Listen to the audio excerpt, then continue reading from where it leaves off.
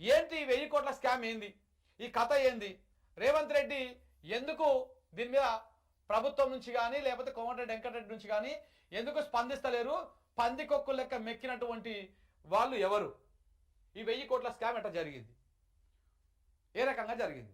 ఈ అడ్వర్టైజ్మెంట్లు ఉంటాయి కదా రోడ్ల మీద హోర్డింగ్లు ఏర్పాటు చేసుకునేటివి, అవి మొత్తము జిహెచ్ఎంసీ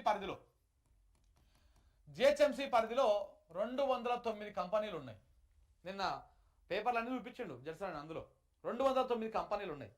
ఈ 209 కంపెనీలను బీఆర్ఎస్ సర్కార్ ఉన్నప్పుడు ఏం చేశారంటే జీవో నెంబర్ 68 తీసుకొచ్చి దీన్ని వీళ్ళని ఏం చేశారు, ఈ కంపెనీల మొత్తానికి ఔటర్ రింగ్ రోడ్డు పరిధిలోకి, ఔటర్ రింగ్ రోడ్ లోపలికి, మరి సిటీ మధ్యలో కాకుండా ఔటర్ రింగ్ రోడ్ సైడ్కు వాళ్ళని పంపించారు.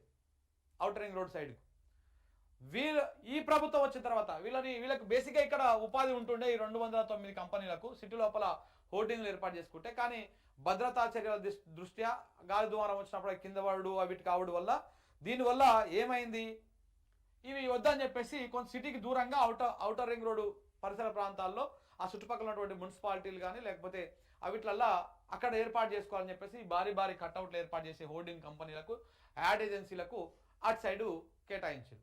సో రేవంత్ రెడ్డి గారు వచ్చినాక అప్పటికే ఈ 209 కంపెనీలు కానీ వీళ్ళందరూ కొంత కేసీఆర్ మీద, ఆ ప్రభుత్వం మీద కొంత వ్యతిరేకతతో ఉన్నారు. ఎందుకంటే మా పొట్ట కొట్టిండు, మమ్మల్ని సిటీకి దూరంగా తరిమేసిండు అని చెప్పేసి. అందుకే వాళ్ళందరూ కూడా ఏం చేశారు, కాంగ్రెస్ పార్టీకి సపోర్ట్ చేశారు. కాంగ్రెస్ పార్టీ అధికారంలోకి రావడానికి ప్రయత్నం చేశారు. అధికారంలోకి వచ్చినాక ఈ ఔటర్ రింగ్ రోడ్ దగ్గర ఉన్నటువంటి వాళ్ళను ఇంకా దూరంగా పంపించేసి వీళ్ళు 209 మందినేమో బయటకు పంపించేసి మొత్తం అవతలకు వెళ్ళిపోండి, మీరు వెళ్ళిపోండి, అవతలకి వెళ్ళిపోండి అని. ఇప్పుడు మరి లోపల హోర్డింగ్లు ఏర్పాటు చేసుకోవాలి కదా, సిటీ లోపల కానీ లేకపోతే ఔటర్ రింగ్ రోడ్ పరిసర ప్రాంతాల్లో కానీ. ఇక ఇప్పుడు ఏం చేసిండు, వీళ్ళందరినీ బయటకు పంపించేసి కేవలం 2 కంపెనీలు, ఒకటి నవనిర్మాణ్, 2 టార్గెట్, ఈ 2 కంపెనీలు మాత్రమే, ఈ 2 కంపెనీలను మాత్రమే తెలుగులోనే రాదా మాకు, ఈ 2 కంపెనీలకు మాత్రమే సిటీ లోపల హోర్డింగ్లు ఏర్పాటు చేసుకోవడానికి అనుమతి ఇచ్చిండు. వితౌట్ ఎలాంటి టెండర్ ప్రక్రియ లేదు, ఏమీ లేకుండానే ఇట్లా ఈ రెండింటికే మొత్తం అప్పచెప్పిండు. మళ్ళీ ఈ 2 అంటే ఏంటివి, ఈ జిహెచ్ఎంసీ ఏదైతే బ్లాక్ లిస్ట్ లో పెట్టిందో ఆ బ్లాక్ లిస్ట్ లో ఉన్న కంపెనీలే ఈ 2 కంపెనీలు. అంటే ఈ కంపెనీ డైరెక్ట్ పేరుతో లేకపోయినా ఈ కంపెనీలో ఉన్నటువంటి మెజారిటీ షేర్ హోల్డర్స్ ఉన్నారు కదా, వాళ్ళు ఇంత ముందుకున్నటువంటి కంపెనీలు అన్ని కూడా జిహెచ్ఎంసీ బ్లాక్ లిస్ట్ లో పెట్టింది. ఆ బ్లాక్ లిస్ట్ లో ఉన్నటువంటి వాళ్ళు కొంతమంది బయటికి వెళ్ళి వచ్చి ఈ నవనిర్మాణ్ అనే సంస్థ, ఈ టార్గెట్ అనే సంస్థను ఏర్పాటు చేశారు. ఈ నవనిర్మాణంలో ఉన్నటువంటిది ఎవరు, రేవంత్ రెడ్డి సోదరుడు కృష్ణారెడ్డి, ఇందులో మెజారిటీ ఆయనదే ఈ సంస్థ, ఈ టార్గెట్ కూడా ఆయనదే, దాంట్లో ఉన్నటువంటి వాళ్ళే. రేవంత్ రెడ్డి బినామీగా ఉన్న పిలువబడేటువంటి ఫహీం ఖురేషి, కృష్ణారెడ్డి వీళ్ళందరూ కలిసి ఈ సంస్థలను ఏర్పాటు చేసుకున్నారు. ఈ సంస్థలకే ఇప్పుడు ఈ మొత్తం ఈ హోర్డింగ్లు ఏర్పాటు చేసే కాంట్రాక్ట్ మొత్తం వాళ్ళకే పోతా ఉన్నాయి, వాళ్ళకే ఇస్తున్నారు. దీనికి మళ్ళీ ఎలాంటి టెండర్ ప్రక్రియ లేదు, కేవలము జీవో మీద కంపెనీ పేరు రాసి నవనిర్మాణ్కు మేము ఇది కేటాయిస్తున్నాము, పలానా దగ్గర పలానా కేటాయిస్తున్నాం అని చెప్పి డైరెక్ట్ జీవోల మీద వాళ్ళ పేరు రాసి జీవోలు రిలీజ్ చేసారు. ఈ జీవోలు రిలీజ్ చేసిన దాంట్లో కోమటిరెడ్డి వెంకటరెడ్డి 2 జీవోలు ఇచ్చాడు. కోమటిరెడ్డి వెంకటరెడ్డి R&Bకి సంబంధించినటువంటి ఈ హోర్డింగ్ ఏర్పాటు కాంట్రాక్ట్ ఉందా దానికి సంబంధించి ఆయన కూడా ఇందులో ఉన్నాడు. ఒక్కొక్క ప్లేస్ నుంచి 25 లక్షల రూపాయలు లంచం వస్తుందంట కోమటిరెడ్డి వెంకటరెడ్డికి. నిన్న జడ్సన్ చెప్తా ఉన్నాడు, రాదో నిరూపించమని నేను నాకు ఉరిశిక్ష తీసుకుంటా అని చెప్తా ఉన్నాడు. ఇప్పుడు ఇంకొక ఎగ్జాంపుల్ చెప్పాడు ఆయన ఇందులో శంషాబాద్ ఉంది కదా, ఈ శంషాబాద్ దగ్గర ఈ హోర్డింగ్లు ఏర్పాటు చేయడానికి దీనికి ప్రభుత్వానికి ప్రతి సంవత్సరం వచ్చేటువంటి ఆదాయం 12 కోట్లు అంట. 12 కోట్లు ప్రతి సంవత్సరానికి వచ్చేటిది. ఇప్పుడు 12 కోట్ల విలువ చేసేటువంటి దాన్ని నవనిర్మాణ్కు 63 లక్షలకు మాత్రమే కేటాయించారు. అంటే దగ్గర అటు ఇటుగా 11.5 కోట్లు ప్రభుత్వ ఆదాయానికి గండిపడ్డది. ఈ లెక్కలతో సహా తీసుకొచ్చి చూపించాడు ఆయన.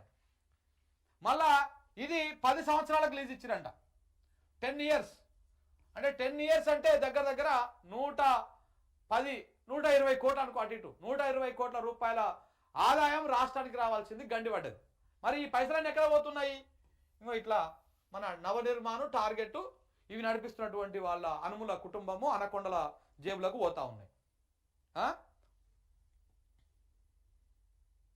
సో ఇట్లా రేవంత్ రెడ్డి, కోమటిరెడ్డి వెంకటరెడ్డి టెండర్లు లేకుండా ఏం లేకుండా కోమటిరెడ్డి వెంకటరెడ్డికి ఏమో 25 లక్షల రూపాయలు లంచం ఇస్తున్నారు ఒక్కొక్క స్పాట్ నుంచి. మన రేవంత్ రెడ్డి గారికి ఏమో పేరుకే ఆ కంపెనీకి పోతుంటాయి, టెండర్ లేకుండా డైరెక్ట్ వచ్చేసి ఆయన ఇంటనే పడుతుంటాయి పైసలన్నీ. ప్రభుత్వం సొమ్ముని ఈ రకంగా దోసుకుంటున్నారు వీళ్ళు. ఇట్లా ఒక్కటే కాదు, ఈ ఒక్క మున్సిపాలిటీ ఒక్క కథనే 120 కోట్లు ఉంటే రాష్ట్రంలో ఎన్ని మున్సిపాలిటీలు ఉన్నాయి, ఆ మున్సిపాలిటీలో ఎన్నింట్లల్లా వీళ్ళకు కాంట్రాక్ట్లు వచ్చినాయి, అవిట నుంచి ఎన్ని దోసుకున్నారు. 1000 కోట్లే కాదు, ఇంకా ఎక్కువనే ఉంటుంది. మున్సిపల్ శాఖ ఎవరి దగ్గర ఉన్నది, R&B శాఖ ఎవరి దగ్గర ఉన్నది, ఈ రెండు శాఖలు కలిసి అడ్వర్టైజ్మెంట్ మీద వసూలు చేసినటువంటి పైసలు ఎంత? మీరు దయచేసి ఇది మొత్తం వినండి, ఇది మొత్తం చూడండి. 15 నిమిషాలే ఉన్నది, ఇది మొత్తం చూడండి. మొత్తం భాగవతం అంతా చెప్పిన నా చేతిలో ఉన్న పేపర్ అన్ని కూడా ఎవిడెన్సెస్. సో కాబట్టి ఈ రకంగా దోపిడికి పాల్పడతా ఉన్నాడు రేవంత్ రెడ్డి అండ్ కోమటిరెడ్డి వెంకటరెడ్డి. 1000 కోట్లకు పైన దోసుకుంటున్నారు. ఇంకా చాలా ఉన్నాయంట, అవన్నీ కూడా తీసుకొచ్చి బయట పెడతా అని చెప్తా ఉన్నాడు. సో కాబట్టి ఈ రకంగా నవనిర్మాణం ఎవరిది? కృష్ణారెడ్డిది. కృష్ణారెడ్డి ఎవరు? రేవంత్ రెడ్డి తమ్ముడు. ఫహీం ఖురేషిది. ఫహీం ఖురేషి ఎవరు? రేవంత్ రెడ్డి బినామీ. వీళ్ళే నడిపిస్తా ఉన్నారు అనేది బాగా ప్రధానంగా వినిపిస్తా ఉన్నది. ఇది శాంపిల్ మాత్రమే. రాష్ట్రానికి ఆదాయం లేదు, రాష్ట్రం అప్పులపాలైపోయింది, మనకి రూపాయి ఉడతలేదు అని చెప్పి చెప్తా ఉన్నారు కదా. ఆ పైసలన్నీ జేబులలో పోతున్నాయి. రేవంత్ రెడ్డి జేబులకి, కోమటిరెడ్డి వెంకటరెడ్డి జేబులకి, ఈ పర్టికులర్ ఈ చిన్న డిపార్ట్మెంట్లోనే. ఇంకా మొత్తం మున్సిపల్లో శాఖలో ఉన్నటువంటి మిగతా అన్ని డిపార్ట్మెంట్లు, R&Bలో ఉన్నటువంటి మిగతా డిపార్ట్మెంట్లు ఇవన్నీ కూడా లెక్కలేస్తే ఎన్ని వేల కోట్ల రూపాయలు వీళ్ళ జేబులకు వీళ్ళ సొంత ఖజానాలకు పోతా ఉన్నాయో అర్థం చేసుకోండి మిత్రులారా. అందుకే రాష్ట్రానికి పైసలు వస్తలేవు. అప్పట్లో జగదీష్ రెడ్డి గారు మాట అన్నారు, ఏదో ప్రెస్ మీట్లో మాట్లాడుకుంటా, రాష్ట్రానికి ఆదాయం తగ్గలేదు, రాష్ట్రానికి రావాల్సిన ఆదాయం వస్తూనే ఉంది, కానీ ఆ ఆదాయం రాష్ట్ర ఖజానాకు పోకుండా కాంగ్రెస్ వాళ్ళ మంత్రులు, కాంగ్రెస్ వాళ్ళ ఖజానాలకు, వాళ్ళ అకౌంట్లకు, వాళ్ళ ఇళ్లకు పోతా ఉన్నాయి అని చెప్పేసి ఆయన మాట్లాడి, అది అక్షరాల నిజం. దీంతో అర్థమైపోయింది, అక్షరాల నిజం. ఇట్లా పట్ట పగటిలు దోసుకుతున్నటువంటి దొంగలు ఉన్నాక ఈ నవనిర్మాణం ఎవడు, ఈ టార్గెట్ ఎవడు, దీంట్లో దుకాణం ఏంది, వీటి మీద విచారణ చేయండి, సిట్ ఏర్పాటు చేయండి, దీని మీద CID ఏర్పాటు చేయండి. చేస్తే తెలుస్తుంది కదా దొంగ ఎవడు, దొరెవడు. ఈ జీవో ప్రకారం కూడా 15 ఫీట్ల కంటే ఎక్కువ ఒక్క అంగుళం కూడా పైకి ఉండొద్దు. కానీ ఆడ KBR పార్క్ దగ్గర ఏర్పాటు చేసే దాదాపు 50-60 ఫీట్లు ఉంది. 50-60 ఎక్కడ 100 ఉన్నట్టు దగ్గర అది చాలా హైట్ ఉన్నది. మరి ఎట్లా ఏర్పాటు చేశారు? మీరు హైదరాబాద్లో ఏ బిల్డింగ్ మీద ఎక్కడ కూడా ఒక్క హోర్డింగ్ కూడా లేకుండా అన్నిట్లను తొలగించేసారు. ఎందుకంటే గాలి ద్వారం వస్తే కింద పడుతుందనో లేకపోతే ఇంకేదో కారణాల చేత తొలగించేసారు. కానీ నవనిర్మాణ్కు టార్గెట్కు మాత్రము ఏ రూల్స్ లేవు, ఏ రెగ్యులేషన్స్ లేవు, ఏ అనుమతులు లేవు. ఏదో రాష్ట్రం, తెలంగాణ రాష్ట్రం మొత్తం అనుముల రేవంత్ రెడ్డి గారి సొంత జాగా అయినట్టు, వాళ్ళ మొత్తం అదైనట్టు ఏడ పడితే ఆడ అనుమతులు లేకుండా కట్టుకోవడాలు, ఇది చేయడాలు. మళ్ళీ పేరుకేమో పత్తిత్తు మాటలు మాట్లాడు, కాటన్ సీడ్స్ ముచ్చట్లు. ఏమని? మేము హైడ్రా తెచ్చినాం, పార్కు కాపాడుతున్నాం, మేము హైడ్రా తెచ్చినాం, కుట్ట కాపాడుతున్నాం, మేము హైడ్రా తెచ్చినాం, ఇది కాపాడుతున్నాం, అది కాపాడుతున్నాం. ఏది కాపాడతలేదు, కాపాడుతున్నట్టు కలరింగ్ ఇస్తున్నారు, ఇక్కడ దోసుకొని తింటున్నారు. అర్థమైపోతుంది కదా. ఇది ఈ రకమైనటువంటి పట్టపగటిలి దోపిడీ అనమాట. దయచేసి ఈ వీడియోని మొత్తం చూడండి, 10 మందికి షేర్ చేయండి, వాస్తవాలు తెలుస్తాయి మీకు కూడా. ఇగో ఇది ఎన్ని ఫీట్లు ఉంది, ఇంకా పైకే ఉన్నది చూడండి. ఇది తొలగించాలి, తొలగించినాక సమాజానికి తెలియజేయండి వాస్తవాలు ఏంటివి అనేది.